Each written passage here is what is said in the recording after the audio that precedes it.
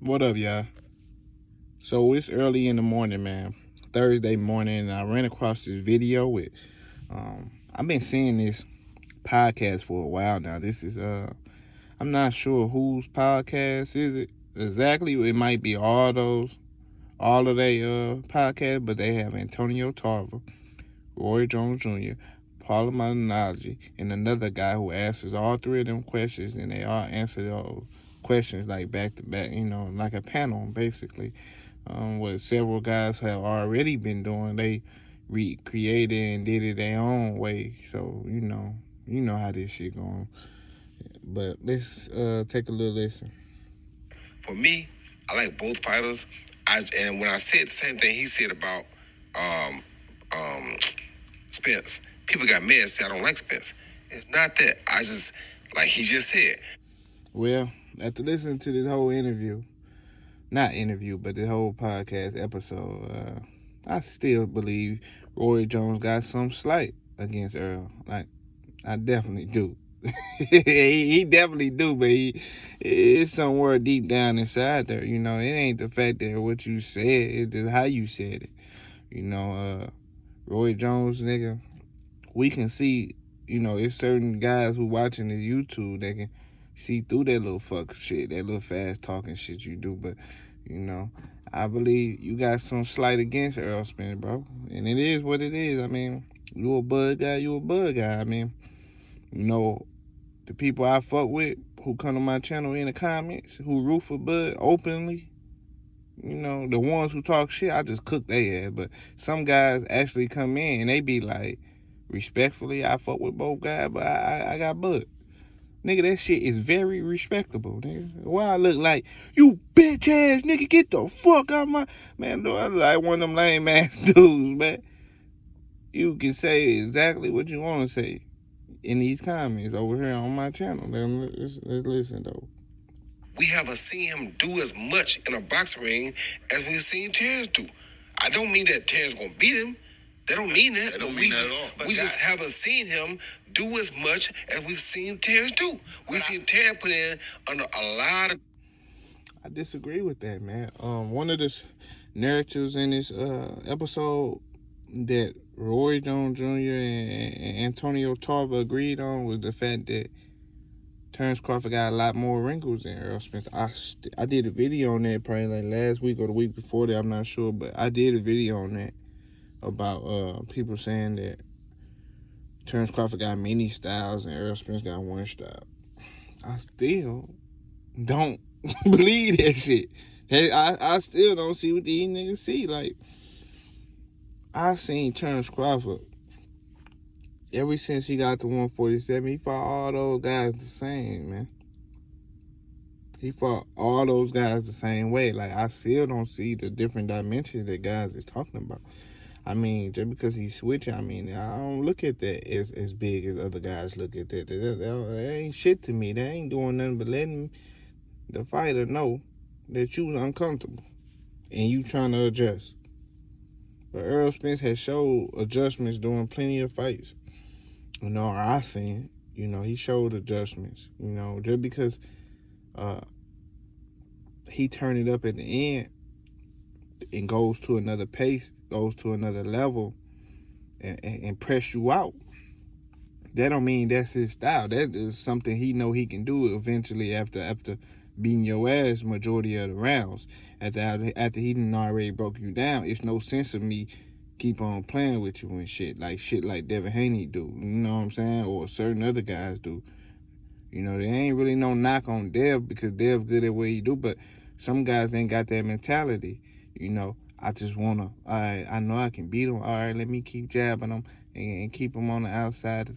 No, nigga, Errol Spence, once he jab you up and break your fucking nose and break you down, beat you to the body enough, it's time to get you the fuck up out of there. It's time to press you out. It's time to turn it up a notch. Not stay at that one pace the whole entire fight. Like, guys is comfortable. That shit kind of like I watch it, but that ain't my favorite style to watch. Somebody who just fight at one pace the whole fight. Like, that shit, I want to see you turn that shit up. Okay, we see you beating him. We see you better him. We see you out jabbing him.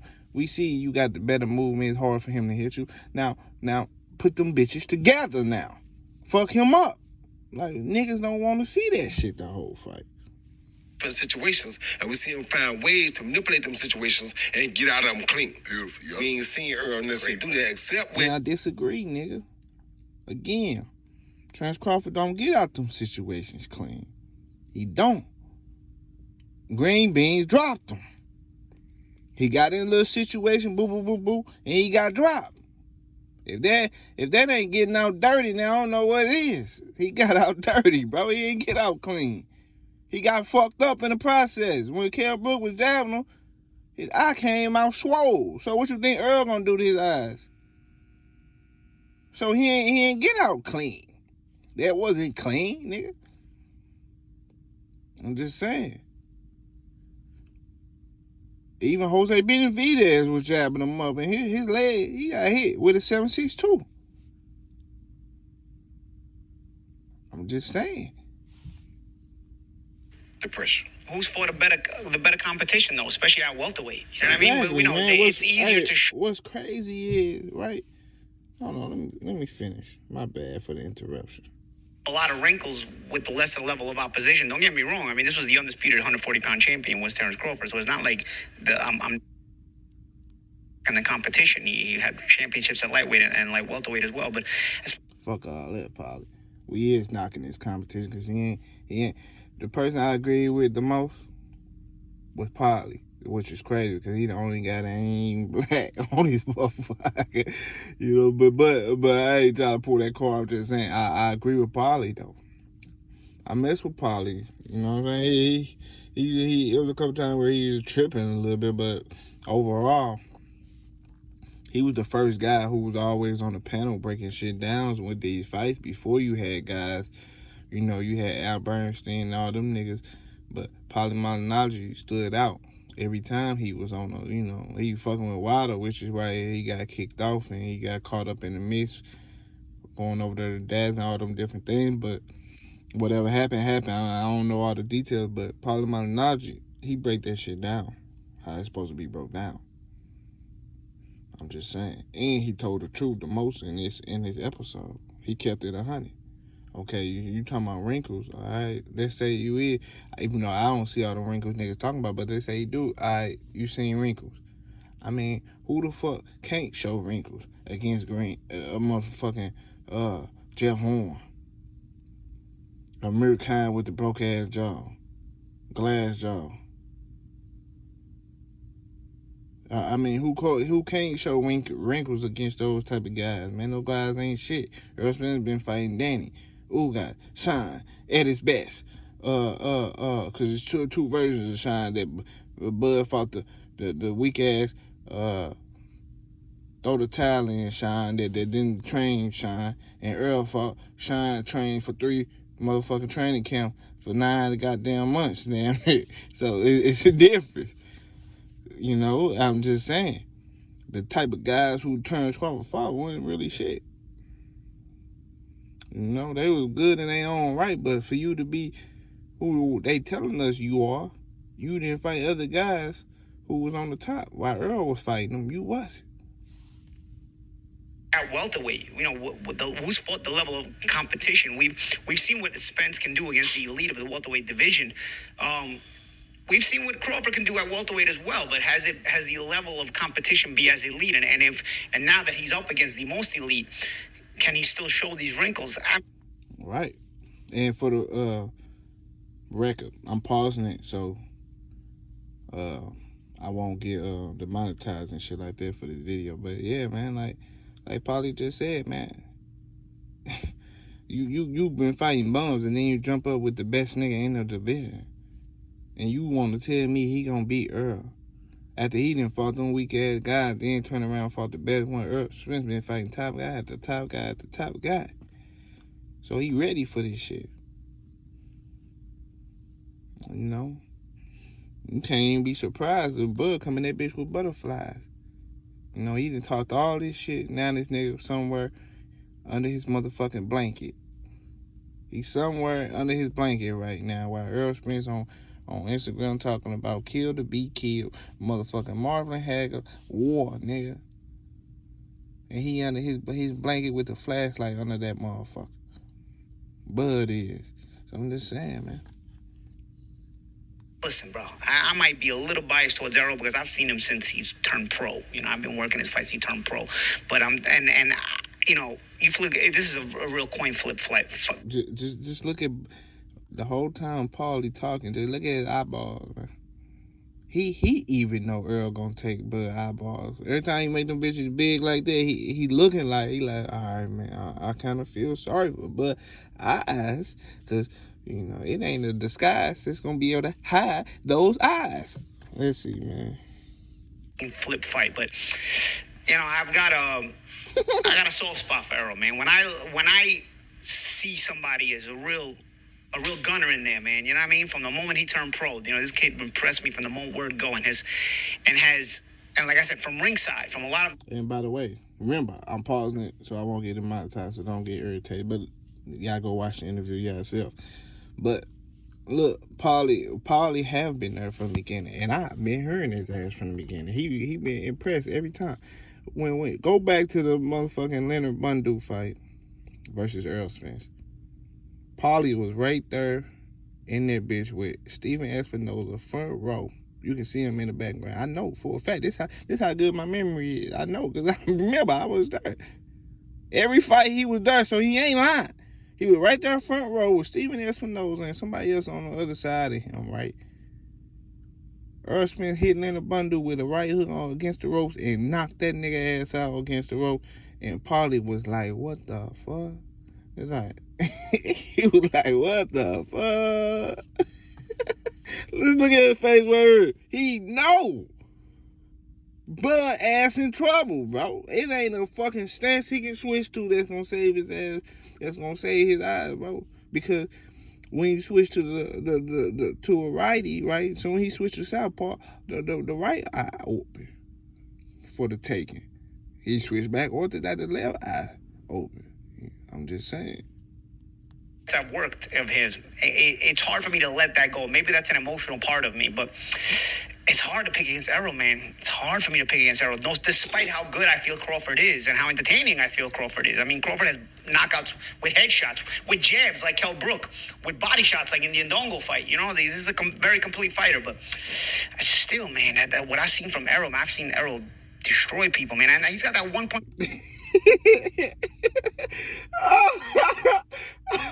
Shout out to Pauli, man, because he telling nothing but facts, bro. Nothing but facts. These guys talking about emotions and shit. They going off emotion when they talking about Bud. Oh, he got different stands. You think Earl gonna be able to hit him with some of that shit? So, when Earl on his body attack, Bud can counter. Fuck out of here, nigga. Y'all niggas going off a puncher's chance type of shit. That's what type of time y'all on. Oh, man, he got a puncher's chance. If he stop Earl, he gonna stop Earl, he gonna catch him. Now you just hoping and wishing for one shot and shit. When Earl smashing your ass, hitting you with hard shots back to back. That's what Pauli trying to tell you niggas. I done seen him smash guys. Up close, 3D. In first person. Not in third person, in first person, I done seen Errol Spence smash niggas. And you can hear the punches on the side of the motherfucking ring. You can hear the shot. You can hear it. You want to tell me that Terence Crawford gonna switch to a righty and catch Earl? Niggas, you out your motherfucking mind, bro. That's what Pauli's saying. I mean, look at where he dropped Sean Porter. Sean Porter is one of the best chins in boxing. I mean, he look at that knockdown. I mean, yes, Porter got up and finished the fight. But in the 11th, right? In the 11th round. Like I said, that's that pressure. Yeah. It's more the pressure than the one punch. Mm-hmm. That pressure that started. Yeah. Fuck the one punch. It might be one punch, not them eyeballs out there, I tell you that, but all them punches is gonna wear down on Bud, man, throughout the fight, man. It's gonna be a wrap, man. His frame, I just don't see him taking the same shit that Ugas took. They said Ugas was there. Man, he couldn't run, nigga. He can't run. When somebody fucking your body up, you can't run nowhere. He beating you to the body. Ain't no running, bro. And then he shutting off the ring, closing the ring, so you gotta fight. So as you right there, you trying to fight back. Errol Spence already ready for the pull counter because he know you trying to swing as he coming forward. It's an intelligent pressure, bro. He know what you trying to do. It's over, man. It's over for you niggas. I need to be making my motherfucking burial cards. What's them cards? I don't know. I didn't forget. I'm so busy talking about boxing. What's them cards that you get when niggas pass away and shit? I need to get one obituary made for Bud. That's basically what I need to do. Do you want your casket in a motherfucker on a boat? Cause you love being in the ocean and shit. Do you want it on a boat or do you want it in one of them old schools you got? In a 72 Cutlass. Which one? Cause we can carry your ass out however you want to be carried out. I'm sure Bernie don't mind holding the motherfucking thing. And you know, and Bomac big ass, he probably can hold it by itself. So, I mean, I know it can get done. But it is what it is, man. Great debate, man. Pauli was on his shit the most. That was a W for Pauli. There ain't no biasness because he talking about my guy. He just make the most sense, bro. Period. It is what it is. Y'all smash that like button. Hold that notification bell. And, you know, subscribe to the channel. You ain't subscribed already. And I'm out, y'all. Deuces.